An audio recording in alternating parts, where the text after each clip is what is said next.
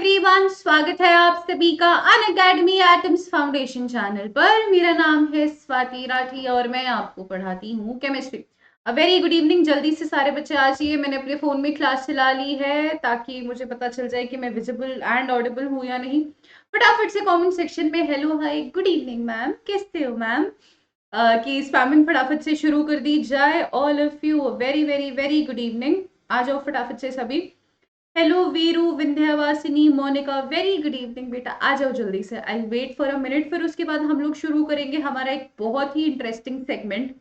नाम देखकर आपको पता चल ही गया होगा, एनसीईआरटी एट फिंगर टिप्स। अब इस एनसीईआरटी एट फिंगर टिप्स में हम क्या करने वाले हैं, कब कब होगा, क्या होगा, each and everything will be covered आज के सेगमेंट में। तो फटाफट से अपने भी सारे दोस्तों को, भाई बहनों को, सबको खींच लो। फटाफट से बढ़िया से क्लास शुरू करते हैं।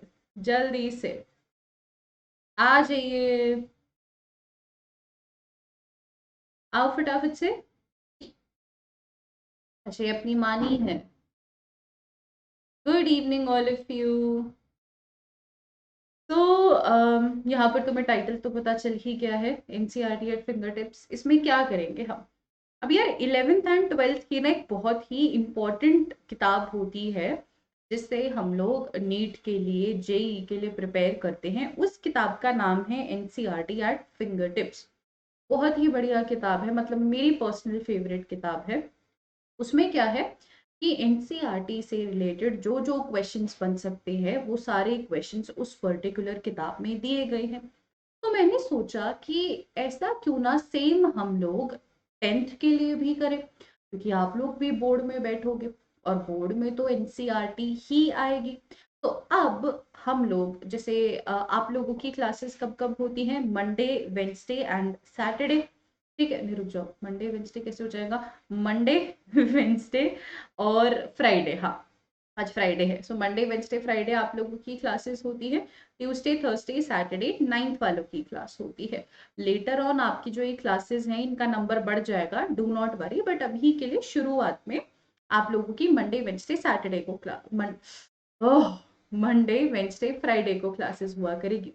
तो हर फ्राइडे को जो भी चैप्टर हम पढ़ रहे होंगे उस चैप्टर की एनसीईआरटी पढ़ेंगे हम लोग। फर्क नहीं पड़ता कितनी पढ़ रहे हैं, फर्क नहीं पड़ता पूरी पढ़ रहे हैं आधी पढ़ रहे हैं, एक क्लास में अच्छे से, बढ़िया से, प्यार से जितनी एनसीईआरटी हमसे होगी हम उतनी एनसीईआरटी पढ़ेंगे। Understood everybody? क्लियर है सभी को? तो each and every Friday we will be doing this segment हमारा, which is known as your NCERT at finger tips. अब again there are certain students जिनके दिमाग में सवाल आ सकता है कि मैम हम क्यों पढ़े एनसीईआरटी? आप कैसे कह सकते हो कि एनसीईआरटी में से 110% क्वेश्चन बनता ही बनता है? तो एक बारी मैं आप लोगों के इस डाउट को क्लियर कर देती हूँ and let us go through certain questions. ठीक है, मैं 3 से 4 क्वेश्चंस लेकर तो बहुत सारे क्वेश्चंस आ सकती थी, बट वो टाइम वेस्ट होता आपका भी और मेरा भी। तो मैं यहाँ पे 3-4 क्वेश्चंस लेकर आई हूँ जो आपके प्रीवियस ईयर पेपर्स सीबीएसई की साइट से ही मैंने डाउनलोड किए हैं, वहीं से मैंने क्रॉप करके आपके लिए लेकर आई हूँ। तो सबसे पहले वाला क्वेश्चन देखते हैं। इसमें हमसे क्या पूछा गया है? Compare in tabular form. Tabular form basically एक टेबल सी बनाओ। Compare in tabular form the reactivities of the following metals with cold water। अब मुझे यहाँ पर इन्होंने 3 मेटल्स दे दिए हैं, सोडियम, कैल्शियम, मैग्नीशियम, और मुझे इनका रेट कंपेयर करना है cold water and hot water के साथ। कि भाई सोडियम किस हिसाब से हॉट वाटर के साथ रिएक्ट करेगा, किस हिसाब से कोल्ड वाटर के साथ, कैल्शियम किस तरीके से कोल्ड एंड हॉट के साथ करेगा, मैग्नीशियम किस तरीके से कोल्ड एंड हॉट के साथ करेगा। आ रहा है आपको क्वेश्चन समझ में? Is the question clear to all of you? Ma'am please आप टाइम चेंज कर दो ना इस टाइम पे। अच्छा, ठीक है। चलो मैं देखती हूँ बेटा, टाइम चेंज करने का मैं भी सोच रही हूँ। मैं देखती हूँ मंडे वेंसडे। यार दिक्कत ये पड़ जाएगी ना, क्योंकि ना मेरी 12th की भी क्लास होती है। मेरी रोज 12th की क्लास होती है 8 बजे। 8 या 8:30 बजे मेरी 12th की क्लास होती है वेंसडे को और फ्राइडे को। तो ये दिक्कत पड़ जाएगी आप लोगों का टाइमिंग चेंज करने में, बट मैं ठीक है कोशिश करती हूँ। हाँ विंध्यावासिनी बच्चे, मैं कोशिश करती हूँ, मैं देखती हूँ कि कौन सा सूटेबल टाइम आप लोगों के लिए निकाला जा सकता है। 7 PM चलेगा सबको? इज 7 PM फाइन, या 8 बजे लगवानी है? इज 7 PM फाइन या 8 बजे लगवानी है आपको? ठीक है, मैं देखती हूँ, मैं देखती हूँ बच्चे क्या कर सकती हूँ मैं। Do not worry. ठीक है, आप लोगों ने अपनी प्रॉब्लम मेरे साथ शेयर करी है, आई विल मेक श्योर कि मैं कुछ ना कुछ उसका सोल्यूशन निकाल के लाऊं कि आप लोगों की क्लासेस लेट लग सके। ठीक है, चलिए अब आगे। ठीक है, तो पहले वाला क्वेश्चन तो अपने को क्लियर हो गया है। दूसरा वाला क्वेश्चन देखते हैं। A student added few pieces of aluminium metal to two test tubes A and B containing aqueous solutions of iron sulfate and copper sulfate. In the second part of her experiment, she added iron metal. कितना तो लंबा question है, और with in 2 minute solve हो जाएगा ये question. जितना time आपको ये क्वेश्चन पढ़ने में लग रहा है ना, उससे आधा टाइम आपको ये सॉल्व करने में लगेगा। In which test tube or test tubes will she observe color change? On the basis of this experiment, state which one is most reactive metal and why. Again ये reactivity के ऊपर आया है, और ये भी NCERT में लिखा हुआ है, ये भी NCERT से आया है। चलो अगला क्वेश्चन देख लेते हैं। Name two metals which are obtained from their ores by simple heating. अभी तक मेटलर्जी हम लोगों ने चैनल पे डिस्कस नहीं किया है, मेटलर्जी भी मैं आप लोगों को जल्द से जल्द करवाऊंगी। आपको पता चलेगा कि यार ये तो बहुत ही इजी था, सीधा सीधा सामने सामने लिखा होगा आपके आंसर, है ना। Differentiate between calcination and roasting, taking examples of zinc ores. What is thermit reaction? State its significant.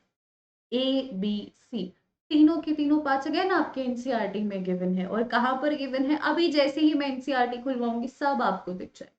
Each and everything would be clear to all of you. Understood? चलिए आगे चलते हैं। भाई क्या चल रहा है? हेलो अमन बेटा, हाय। है ना, कितना लंबा क्वेश्चन है, I know. Hello Aman. 9 PM कैसा रहेगा? अच्छा 9 PM रखवा लूंगी तो आ जाओगे तुम? अगर 9 बजे क्लास रखवाऊंगी तो कौन कौन बच्चा कह रहा है कि हाँ जी मैम हम आ जाएंगे? Raise your hand.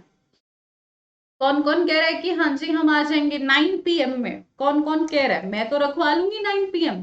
तुम आओगे? है तुम लोगों के बस की 9 PM आना? रात के 9 बजे कौन कौन आ सकता है? रेज योर हैंड कि हाँ जी मैम हम आएंगे, बिल्कुल आएंगे। गुड इवनिंग रोहित बेटा। हाँ जी ये सारे क्वेश्चन सॉल्व करवाएंगे हम विपिन, डोंट वरी। विपिन अकेला कह रहा मैं आ जाऊंगा, है बेटा? अकेले आपके लिए नहीं लगवा सकते ना। Good evening Rohit. देखो अब विंध्यावासी ने बोल दिया वो नहीं आ सकती यार, तो यही चीज तो तुम्हें मैं समझाना चाह रही हूँ ना, कि हर एक बच्चे के हिसाब से नहीं चल सकती बेटा मैं, मुझे हमेशा मेजोरिटी के हिसाब से चलना होगा। आरुष कह रहा है आ जाएंगे, आ जाओगे? गुड इवनिंग विनय बेटा, आ जाओगे साढ़े 9 बजे? पक्का से आ जाओगे? चलो मैं देखती हूँ कितने बजे रखवाना है। अब टाइम को ना डिस्कस करते हुए जो आज पढ़ाना है मुझे वो डिस्कस कर ले, है वो ज्यादा इंपॉर्टेंट है। शायद बोर्ड में ये तो नहीं पूछेंगे कि स्वाति मैम की क्लास किस टाइम पे आई थी, बोर्ड में ये पूछेंगे कि कौन सी दो प्रॉपर्टी है गोल्ड की जिसकी वजह से वो सबसे सूटेबल मेटल है गहनों के लिए, यानी कि ऑर्नामेंट्स के लिए। Name two metals which are best conductors of heat, name two metals which melt when you keep them on your palm. ऐसे सवाल पूछे जाएंगे, तो लेट्स जस्ट फोकस यहाँ पे। Okay, explain the formation of ionic compound CaO with electron dot structure. Atomic numbers of calcium and oxygen are 20 and 8 respectively. तो अब तक तुम लोगों को एक ऑलमोस्ट आइडिया हो गया होगा कि यार प्रीवियस ईयर क्वेश्चंस किस हिसाब के आए हैं, and why previous year question जानना आपके लिए जरूरी है। अब इसका एग्जांपल मैं इसी तरीके से दूंगी। आप लोगों ने बाहुबली मूवी तो देखी होगी। अब बाहुबली मूवी में जो बाहुबली होता है उसके पास ना बहुत अच्छे हथियार नहीं होते हैं, पर उसे रणभूमि का पूरा ज्ञान होता है, उसे रणभूमि की पूरी नॉलेज होती है कि अच्छा यहाँ से अटैक हो सकता है, इस तरफ से अटैक कर सकता है एनिमी। तो why did Baahubali succeed where जो दूसरा था दग्गुपति या whoever he was, he could not succeed because Baahubali knew कि क्या क्या पॉसिबल केसेस हैं, और जब हमें पता होता है कि क्या क्या पॉसिबिलिटीज है, किस तरीके से हम हार सकते हैं, हम उन सभी पॉसिबिलिटीज को टैकल करने के लिए प्लान बनाते हैं। प्रीवियस ईयर क्वेश्चंस हमें उन पॉसिबिलिटीज के बारे में बताता है कि हाँ यार, यहां से क्वेश्चन आने की पॉसिबिलिटी है, तो तू इस चीज को पक्का कर कि यार यहां से तुझे इस तरीके की गुगली मिल सकती है, तो तू इस चीज को तैयार कर। इसीलिए प्रीवियस ईयर क्वेश्चंस हम लोगों के लिए जानने बहुत ज्यादा आवश्यक होते हैं। ठीक है जी, चलिए अब आगे चलते हैं हम। अब हम लोग उठाते हैं अपनी NCERT. I want all of you to open your NCERTs please. सारे के सारे अपनी अपनी एनसीईआरटी खोल लेंगे, मैंने भी एनसीईआरटी खोल ली है। साथ साथ पढ़ेंगे। देखो एनसीईआरटी साथ साथ रीड करवा रही हूँ मैं तुम्हें, कोई टीचर तुम्हें साथ साथ डिक्टेट करके नहीं रीड करवाएगी, पर मैं करवा रही हूँ because I know how important it is. Okay, चलिए जल्दी से करते हैं। एक सेकेंड, मैं एनसीईआरटी लगा देती हूँ आप लोगों की। लग गई? सबको दिख रही है एनसीईआरटी? ओए होए होए होए होए, मैं छोटा हो जाती हूँ। हाँ अब मैं छोटी हो गई। NCERT is visible to all of you ना? Yes ma'am, it is visible to all of us. अब इसमें जो जो चीजें स्किप करनी है ना, मैं वो भी तुम्हें साथ के साथ बताती जाऊंगी कि यार ये स्किप कर दो, ये स्किप कर दो। ओके, तो पेज नंबर भी बता देती हूँ मैं कौन सा खोलना है। Everybody open page number. यार पेज नंबर बताना, मुझे पेज नंबर मिल नहीं रहा है, मैं शायद ज्यादा ही बड़ा कर दिया पेज।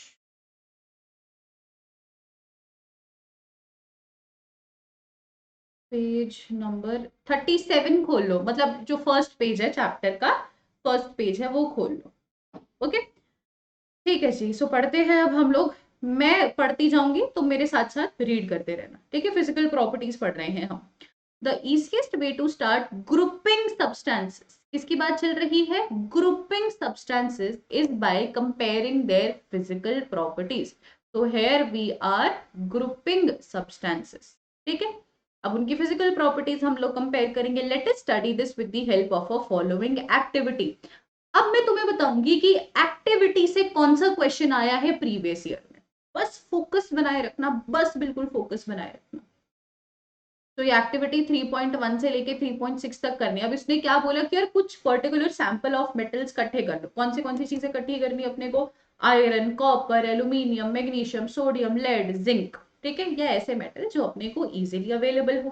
पहली एक्टिविटी में अपनी एनसीईआरटी भाई क्या करवा रहे हैं? पहली एक्टिविटी में उन्होंने बोला कि सैंपल ले लो, उसके बाद उनके सरफेस को क्लीन करो सैंड पेपर के माध्यम से।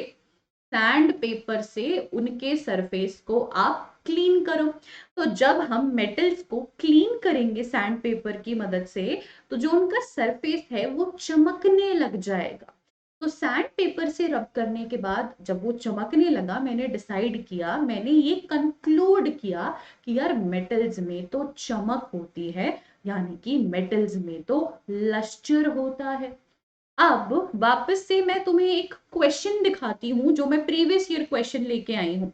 एक क्वेश्चन दिखाती हूँ और तुम लोग ऐसे चौंक जाओगे कि यार मैम हमने तो सोची नहीं थी ये चीज। किसी ने सोची ना होगी वाली बात है। रुको, कहाँ है पीपीटी? ये देखो, अब यहाँ पे पहला क्वेश्चन क्या था? रुको, मेरे यहाँ पे भी चल रही क्लास, इसको मैं मंदा कर देती हूँ। अब यहाँ पे देखो यार, क्या सवाल था? Write two properties of gold which make it most suitable for ornaments. Ornament माने गहना। क्यों यूज करते हैं हम गोल्ड को एज अ ऑर्नामेंट? क्योंकि उसमें लस्टर होता है। और अभी हमने पढ़ा कि मेटल्स में लस्टर होता है। तो एक चीज तो यहीं पर ही क्लियर होगी, that we use gold as an ornament because it is lustrous, because it has luster in it. देखो यार एनसीईआरटी में डायरेक्टली यूं नहीं गिवन होगा we use gold because it is lustrous, indirectly given होगा।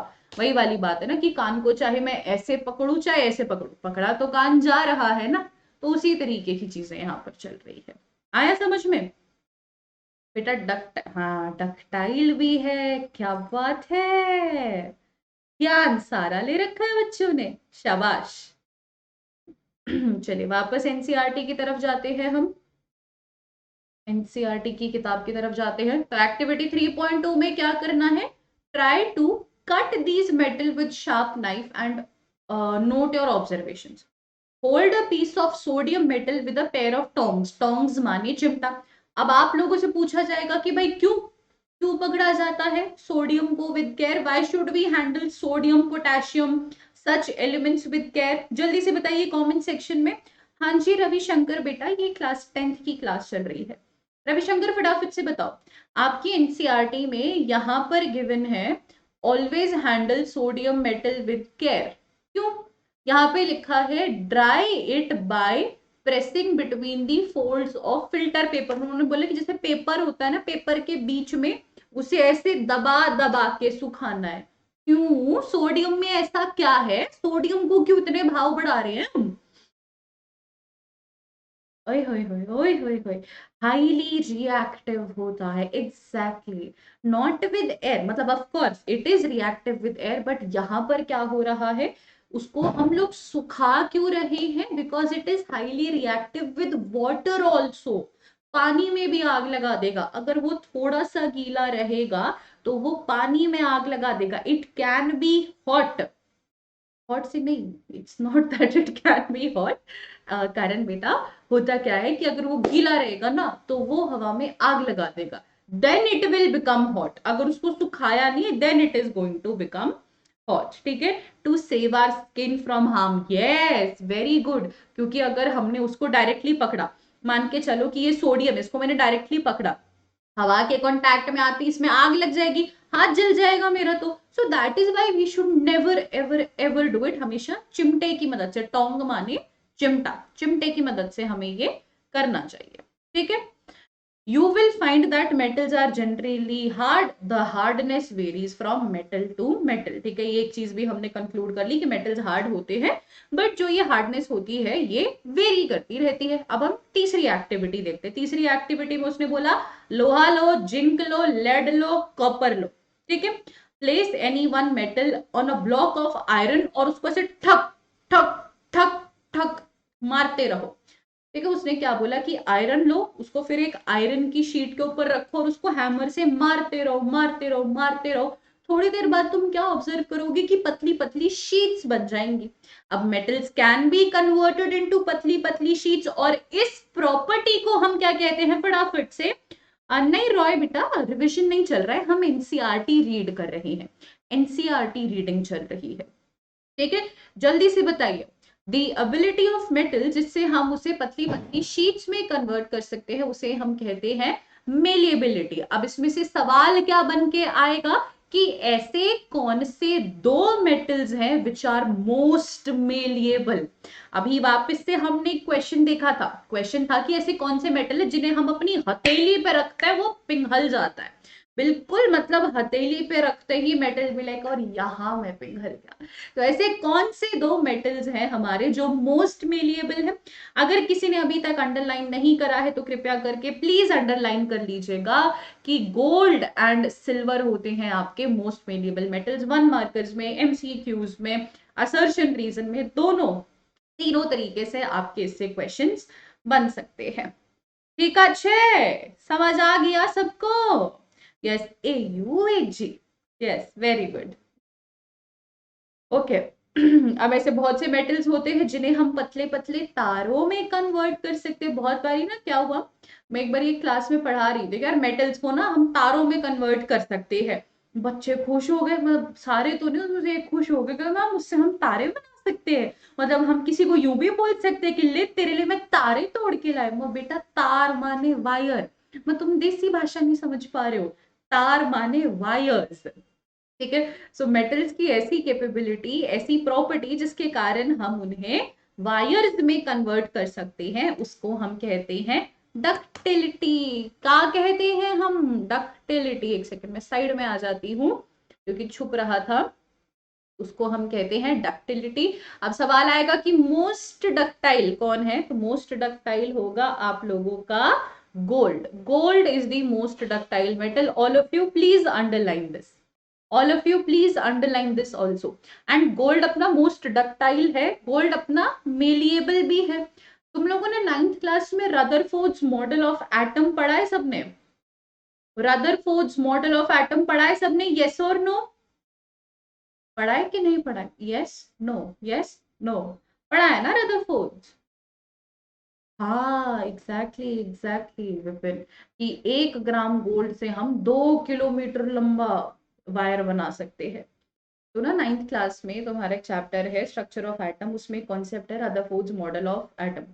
रदरफोर्ड मतलब gold foil experiment या Rutherford model, तुम कुछ भी कह सकते हो। तो उसमें ना रदरफोर्ड भैया क्या करते हैं, गोल्ड फॉइल का इस्तेमाल करते हैं अपने एक्सपेरिमेंट में। तो सवाल आता है, जो तुम्हारे एनटीएससी वगैरह होते हैं उसमें सवाल आता है कि रदरफोर्ड ने गोल्ड क्यों यूज किया था। कुछ बच्चे होते हैं क्लास में बुद्धिजीवी, वो बोलते हैं क्योंकि उसकी ना बहू ने कही थी उससे, मतलब बहू मीन्स उसकी वाइफ ने कही थी उससे कि ले तू मेरा गोल्ड ले और तू कर एक्सपेरिमेंट, जिसकी वजह से उसको नोबेल प्राइज भी मिल गया था मैम। तो प्लीज ऐसे लेम जोक्स क्लास में ना मारे और ऐसे लेम लॉजिक्स क्लास में ना लगाए। रदरफोर्ड ने गोल्ड फॉइल का इस्तेमाल इसलिए किया था क्योंकि वो one of the most malleable metal है, तो उसकी बहुत बहुत बहुत पतली शीट बन सकती थी। अल्फा रेट स्ट्राइक, हाँ जी अल्फा पार्टिकल स्ट्राइक करवाए थे। क्या बात है रविशंकर बेटा, जितना बड़ा नाम आपका उतने ही अच्छे काम है आपके, उतने अच्छे जवाब है आपके। ठीक है, तो रदरफोर्ड ने गोल्ड फॉइल इसलिए नहीं यूज किया था क्योंकि उसे अपनी वाइफ नहीं पसंद थी, उसने उसका गोल्ड चुरा लिया था या और कुछ था, उसने इसलिए किया था क्योंकि गोल्ड अपना मेलिएबल होता है। ठीक है। हाँ जी रोहित बेटा, क्लास एवरीडे नहीं आपकी, मंडे वेंसडे और फ्राइडे होती है 10th की, बाकी दिन 9th की होती है। आने वाले कुछ समय में रेगुलरली लगने लग जाएगी आपकी। ठीक है, चलिए तो ये जो ज्ञान है आपका, he is surprised to know that a wire of about 2 kilometer length can be drawn from 1 gram of gold। ठीक है, 1 तोला सोना होता है बेटा आपका, 1 तोला सोना इज 10 ग्राम। ठीक है, तो यहाँ पे 10 ग्राम की बात नहीं हो रही है, 1 ग्राम की बात हो रही है। 1 ग्राम और 1 तोला में कंफ्यूज मत होना। अगर कोई बच्चा हिंदी में इसे याद करना चाह रहा है, 1 ग्राम अलग होता है, 1 तोला अलग होता है। 1 तोला सोना is 10 gram, which is very costly. आज के टाइम में कितना तो महंगा हो गया है सोना भाई साहब। मतलब तुम सोच रहे हो किसी के इतने, जैसे कभी अंबानी के ऐसे शौक होते होंगे कि चलो यार एक एक ग्राम गोल्ड लेके आते हैं एंड लेट्स स्ट्रेच इट, देखते हैं कि कितना लंबा तार बन सकता है। नो कंसिडर कि कितना तो लोगों के पास खाली टाइम और पैसा और ये सारी चीजें हो सकती है कि वो उसको गोल्ड को स्ट्रेच करके देख रहे हैं कि कितना लंबा तार खींचेगा, रस्सी कूदेंगे फिर इससे, है ना। चलिए, so it is because of their malleability and ductility, metals can be given different shapes and according to our needs। तो जो क्वेश्चन था आप लोगों का कि गोल्ड को एक गहने की तरह, एक ऑर्नामेंट की तरह क्यों यूज किया जाता है, उसका कारण है क्योंकि गोल्ड हमारा मेलिएबल है, गोल्ड हमारा डक्टाइल है। इन दो कारणों की वजह से we can use it as ornaments. ठीक है, अब अगला है, can you name some metals that are used for making cooking vessels. अच्छा, कुकिंग वेसल्स क्या होते हैं? जो ये घर के बर्तन होते हैं। जल्दी से बताइए, जल्दी से बताइए, ऐसे कौन से मेटल्स हैं जिनसे हम घर के बर्तन बना सकते हैं? लोहे का तवा है भाई किसी के घर पे? लोहे का तवा है कि नहीं है? जल्दी से बताइए। गोल्ड 2 टाइप्स का, यस। अच्छा, किस किस को? बेटे आप कैरेट की स्पेलिंग गलत लिख रहे हो, कारण आपने जो कैरेट लिखी है उसकी वो गाजर की स्पेलिंग होती है। अच्छा, किस किस को पता है यहाँ पे कि 22 कैरेट और 24 कैरेट गोल्ड में क्या फर्क होता है? This is very interesting, this is very, यार तुम लोग ना मेरे को क्लास के बीच में शॉर्ट्स के आइडियाज देते रहते हो कि आज ना चलो इस चीज के ऊपर शॉर्ट बनाते हैं। जल्दी से बताइए, what is the difference between 22 carat and 24 carat का गोल्ड? फटाफट से बताओ, ये मैं क्लियर करूंगी। बताओ बताओ बताओ। आयरन एल्यूमिनियम से बेटा, स्टेनलेस स्टील तो आपका अलॉय हो गया पंकज चौधरी बेटा। स्टेनलेस स्टील जो है वो अलॉय है, वो आपका मेटल नहीं है। आयरन एल्यूमिनियम चलता है, एल्यूमिनियम फॉइल हमारे किचन में इतना यूज होता है, एल्यूमिनियम की कढ़ाई यूज होती है। ठीक है, गुड इवनिंग देवाश। प्योर, यार तुम लोगों की स्पेलिंग भैया बहुत ही ज्यादा, तो मतलब बढ़िया है, उम्दा है। कैरेट की स्पेलिंग होती है CARAT, ये वो वाला कैरेट है जो सोने के लिए यूज होता है। प्योर की स्पेलिंग होती है PURE, तो जो 24 कैरेट का गोल्ड होता है वो सबसे प्योरेस्ट होता है। 24 कैरेट गोल्ड से कुछ भी बन नहीं सकता, क्यों? क्योंकि वो होता है ना, जो चीज बहुत ज्यादा प्योर होती है वो बहुत ज्यादा सॉफ्ट होती है, जल्दी से टूट जाती है। तो 24 कैरेट गोल्ड इतना ज्यादा प्योर है कि उससे कुछ बनाया नहीं जा सकता, बहुत जल्दी ना चीजें टूट जाएंगी। तो होता क्या है हम लोग चीजें बनाते हैं 22 कैरेट गोल्ड से। मैं एक सेकेंड पेन ले लेती हूँ, येलो कलर ले लेती हूँ ताकि बेटर दिखे। हम लोग चीजें बनाते हैं बेटा 22 कैरेट गोल्ड से। 22 कैरेट गोल्ड में क्या होता है बेटा? 22 पार्ट्स होते हैं तुम्हारे गोल्ड के, मतलब कुछ पार्ट होता है तुम्हारे गोल्ड का, और कुछ पार्ट में तुम सिल्वर यूज कर सकते हो कुछ कॉपर यूज कर सकते हो, ऐसी चीजें हम यूज कर सकते हैं। ठीक है, एक कैरेट गोल्ड कितना होता है यार? मेरे को ना कैरेट इंटू तोला नहीं पता कैसे कन्वर्ट करते हैं। हमने तो ना सीधा तोले में बात करी कि अच्छा कितने तोले सोना है हमने तोले में ही बात करी है। कैरेट को अपन हिंदी में क्या बोलते हैं वो नहीं पता, अगर मेरे को हिंदी में पता चल गया ना तो मैं बता दूंगी, फिर कन्वर्जन इसका क्लियर कर दूंगी मैं आपको। ठीक है, ओके जी। चलिए अब एक बारी वापस से एनसीईआरटी पर आ जाते हैं हम। एक्स्ट्रा ज्ञान बहुत दे दिया। एनसीईआरटी लगा देते हो, एक मिनट रुको यार। चलिए अब ये अगला अपना बहुत ही उम्दा एक्सपेरिमेंट है। इसमें क्या किया हमने, लिया एक मतलब स्टैंड लिया, क्लैंप। क्लैंप इस काली चीज को कहते हैं जो उसको पकड़े रखते हैं, जैसे मेरा हाथ क्लैंप कर रहा है, इसको क्लैंप कर रहा है, पकड़ रहा है, क्लैंप। ओके, अब इसमें मैंने क्या रखा, एल्यूमिनियम और कॉपर का वायर लिया, एल्यूमिनियम का वायर लिया और कॉपर का वायर लिया। Clamp this wire on a stand, इस तरीके से उसको क्लैंप कर लिया, लगा दिया ताकि मैं बर्न कर सकूं। अब हाथ में पकड़ के तो बेटा मैं जलाऊंगी नहीं क्योंकि वो गर्म हो जाएगा, because metals are good conductor of heat. तो अगर मैं हाथ में पकड़ के कोई मेटल जलाऊंगी तो दिक्कत हो जाएगी। मैम ऑर्नामेंट्स में दोनों टाइप के विंध्यावासिनी बेटा, ऑर्नामेंट्स में ना 24 कैरेट्स नहीं यूज हो सकता, क्योंकि अगर आप जैसे गोल्ड की चेन बनवाओगे, सोने की चेन बनवाओगे 24 कैरेट गोल्ड की, तो आप हल्का सा भी उसे खींचोगे ना तो वो टूट जाएगी। तो हमेशा उस चेन के टूटने का, गिरने का डर रहेगा। इसलिए 24 कैरेट गोल्ड से कभी भी ऑर्नामेंट्स, गहने नहीं बनते हैं। 24 कैरेट गोल्ड के बिस्किट्स मिलते हैं जो एक्सचेंज में काम आते हैं। ठीक है, अच्छा ठीक है, सो रवि ने ऑलरेडी ये चीजें देख ली है। ओके ओके, तो एल्यूमिनियम और कॉपर है, clamp this wire, fix a pin to the free end of the wire, और उसको अपने को सीधा सीधा खींच करना है। ठीक है, अब नीचे हम लोग ऑब्जर्व करते हैं क्या क्या हमारी वो हुई, ऑब्जर्वेशन हुई। The above activity shows that metals are good conductors of heat and have high melting points. High melting points मतलब मुझे किसी मेटल को अगर पिघलाना है, जैसे लोहे को जब पिघलाना होता है तो कितनी ज्यादा हीट देनी पड़ती है, if I want to melt iron. तो यहाँ पर भी वही चीज लिखी गई है कि अगर मुझे किसी भी मेटल को पिघलाना है या मुझे कुछ भी करना है, उसे मेल्ट करना है, तो मुझे एक बहुत ही हाई टेम्परेचर तक उसे हीट करना पड़ेगा। द बेस्ट कंडक्टर्स, वापस से प्लीज इस लाइन को सबके सब अंडरलाइन कर लीजिएगा, सर्कल कर लीजिएगा। The best conductors of heat are silver and copper. ठीक है, सिल्वर एंड कॉपर, प्लीज इस लाइन को सभी अंडरलाइन कर लीजिए। हेलो हर्षिता बच्चे, अंडरलाइन कर लीजिए इसको। Lead and mercury are comparatively poor conductors of heat.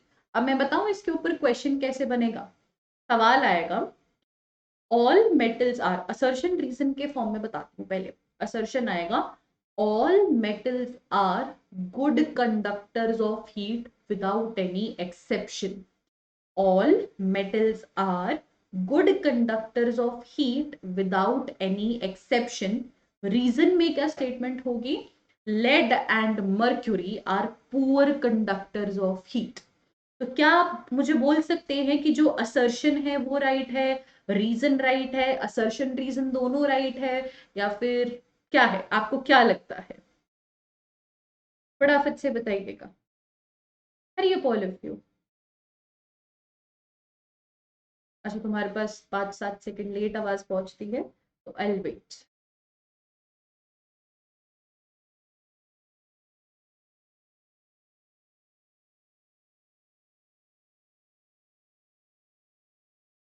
B reason होगा।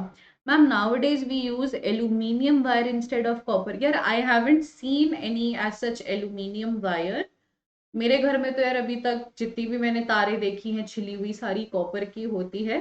फिर भी आई चेक इट कि अगर हो तो ऐसा। Okay, yes, assertion is false.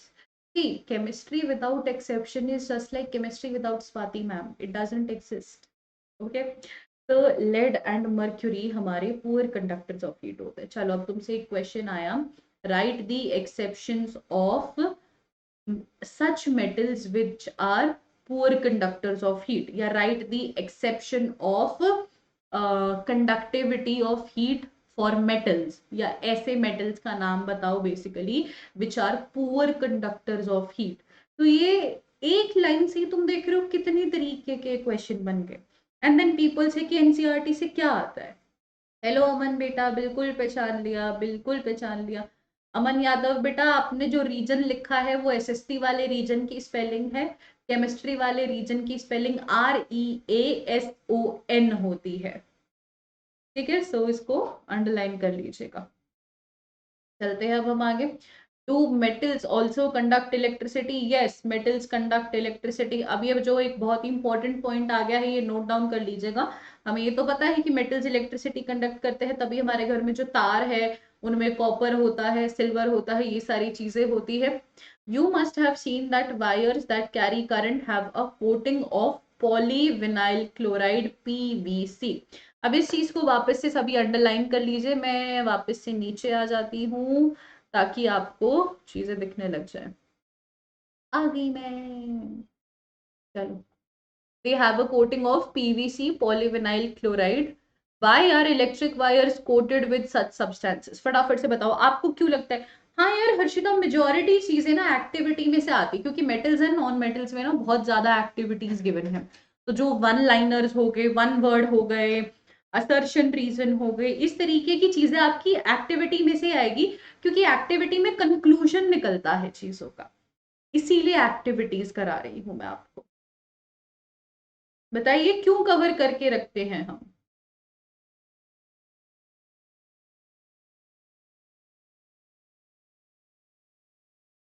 Very good Taruna, very good.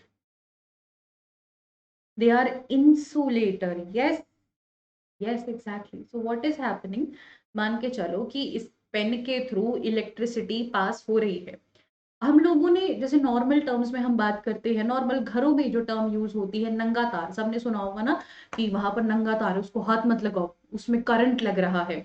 या कोई जैसे अपने घरों में सरकार की बिजली चुराते हैं, तो क्या करते हैं वो कट डाल देते हैं तारों में। बहुत सारी जगह पर ऐसे स्कैम होते हैं, कट डाल देते हैं तार में, उसकी वजह से पूरे घर में बिजली आने लग जाती है, पूरे घर में आपके इलेक्ट्रिक शॉक आ जाता है। तो हम लोग जो वायर्स होते हैं उनको पीवीसी की कोटिंग में कवर करके रखते हैं, ताकि जब मैं उस तार को हाथ लगाऊं तो मेरे करंट ना लगे। इसलिए हमेशा कहते हैं कि अगर तुम कभी नंगे तार को हाथ लगा भी रहे हो तो चप्पल पहन के लगाओ। हाथ सूखे होने चाहिए तुम्हारे, चप्पल सूखी होनी चाहिए तुम्हारी। ठीक है, बिकॉज फिर वो हमारी बॉडी के थ्रू कंडक्ट होने लग जाता है, हम भी तो कंडक्ट कर सकते हैं। ठीक है, करंट वायर में है रहे इसीलिए, नहीं तो हमें करंट लग जाएगा। Very good, yes very good. तो प्लास्टिक जो होता है उसके थ्रू करंट पास नहीं होता है। अच्छा, प्लास्टिक के थ्रू हीट पास हो सकती है क्या? प्लास्टिक के थ्रू हीट पास हो सकती है क्या? जल्दी से बताइए। नहीं, हीट भी नहीं पास हो सकती है। तभी तो जो हमारे घर के बर्तन होते हैं उनके जो हैंडल होते हैं वो एक प्लास्टिक से बनाया जाता है। अब बेटा प्लास्टिक भी बहुत तरीके के होते हैं। अपना जो नॉर्मल पॉलीथीन है उसकी बात नहीं कर रही मैं, कहीं तुम बोलो मैम पॉलीथीन में तो आग लग जाती है, I am not talking about that plastic. Plastic are of a lot kinds, बहुत अलग अलग तरीके के होते हैं। पीवीसी भी तुम्हारा एक तरीके से पॉलीमर है। सो प्लास्टिक बेसिकली पॉलीमर्स के अंडर में आता है आपका। ठीक है, चलिए अब अगली चीज तो सोनोरस है। सोनोरस क्या होता है कि जब हम उसको हिट करते हैं तो एकदम से एक रिंगिंग साउंड प्रोड्यूस होती है। अब आपसे यहाँ पर एक सवाल आ गया, can you say why school bells are made of metals? कि जो स्कूल की घंटियां होती हैं वो क्यों मेटल से बनी है? तो स्कूल की घंटियां मेटल से इसलिए बनती हैं क्योंकि मेटल सोनोरस होते हैं। अगर यही सेम सवाल उठ के आपके गिव रीजंस में आ गया तो क्या सारे के सारे बच्चे मुझे 110% कंफर्म्ड बता रहे हैं कि मैम हम जवाब देंगे, हाँ या ना में जल्दी से बताइएगा। अगर आपके गिव रीजंस में क्वेश्चन आ गया कि can you now say why school bells are made of metals, तो जवाब दे पाओगे कि नहीं? हेलो ऋषि बेटा। यस, क्योंकि वो सोनोरस होते हैं। चलिए, अब मेटल्स की तारीफ में बहुत ज्यादा बातें कर ली है हमने एनसीईआरटी में, थोड़ा नॉन मेटल्स की तारीफ में भी चर्चा कर ली जाए। In the previous classes you have learned that there are very few non metals. Yes, बहुत कम है, बहुत ही ज्यादा कम है आपके नॉन मेटल्स। मेटल्स आपके शायद 91 है इन नंबर में, एक बार इस नंबर को रीचेक कर लूंगी, बट जहां तक मुझे याद है 91 इन नंबर होते हैं। नॉन मेटल्स बहुत ही ज्यादा कम होते हैं। Good evening all of you. very few non-metals as compared to metals. Some of the example of non-metals, फटाफट से non-metals के examples को underline कर लो सारे के सारे। बहुत से बच्चे हाइड्रोजन को लेकर और ऑक्सीजन को लेकर बहुत ज्यादा कंफ्यूज रहते हैं कि ऑक्सीजन क्या होगा, मेटल या नॉन मेटल, हाइड्रोजन क्या होगा, मेटल या नॉन मेटल। तो जल्दी से बता दीजिएगा, जल्दी से इसको अंडरलाइन कर लीजिए प्लीज। ऋषि बेटा कर रहे हैं कोशिश टाइम चेंज करने की, करेंगे। आफ्टर दिवाली होगा most probably, but time change कर देंगे आपका।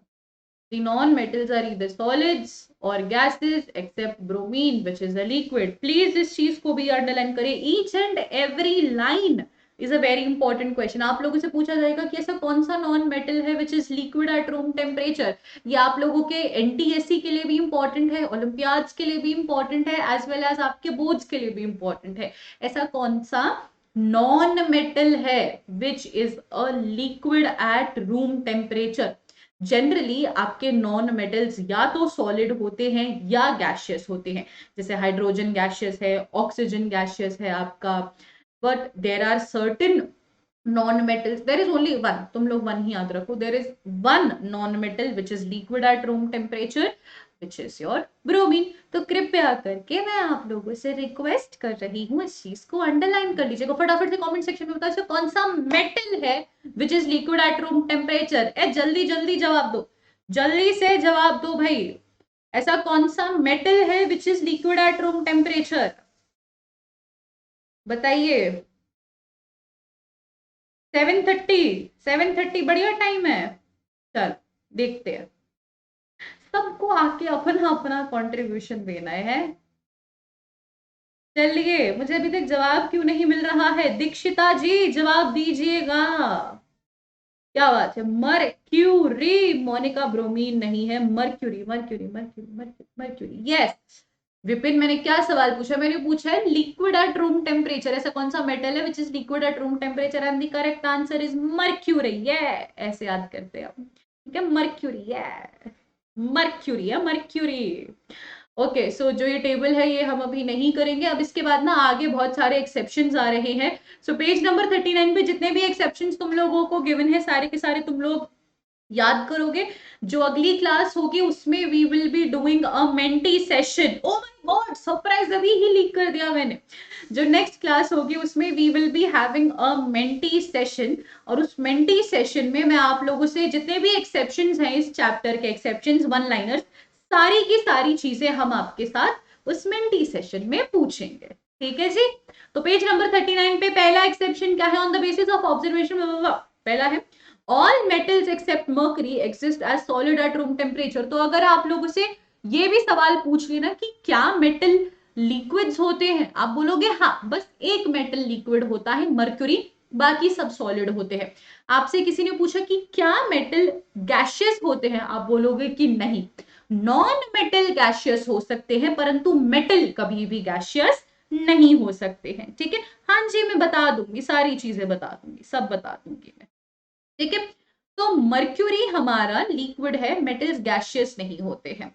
मेटल्स का हाई मेल्टिंग पॉइंट होता है, परंतु ऐसे दो मेटल्स हैं जिनका लो मेल्टिंग पॉइंट होता है, which is gallium and caesium. And मिल गया आपको आपके प्रीवियस ईयर बोर्ड का जवाब। These two metals will melt if you keep them on your palm.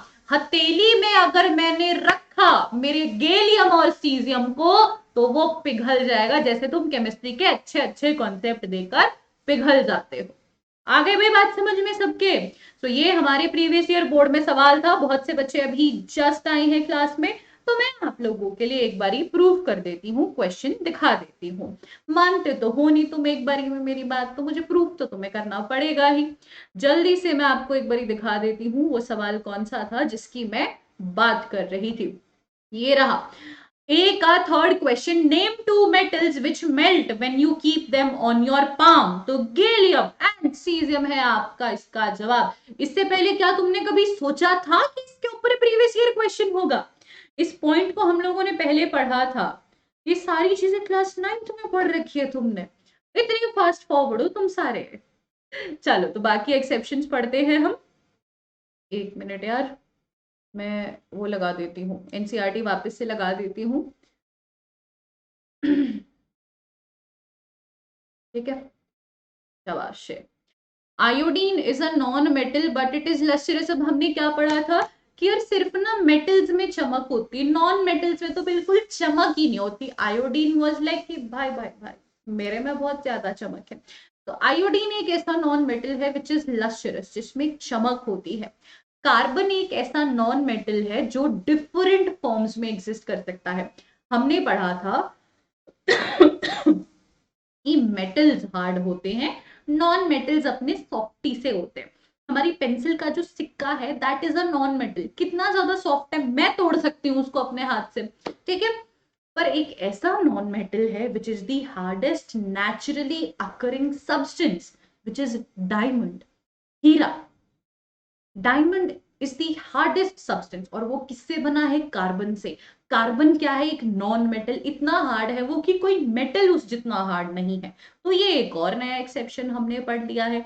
उसके बाद चौथा एक्सेप्शन क्या है कि एल्कली मेटल्स जैसे कि लिथियम, सोडियम, पोटेशियम इतने सॉफ्ट होते हैं कि जब तुम इन्हें चाकू से काटोगे बिल्कुल पनीर की तरह कटेंगे। दे आर सो सॉफ्ट, ठीक है। सो जो ये एल्कली मेटल्स होते हैं हमारे, दे आर वेरी सॉफ्ट, इनका लो डेंसिटी होता है और लो मेल्टिंग पॉइंट होता है।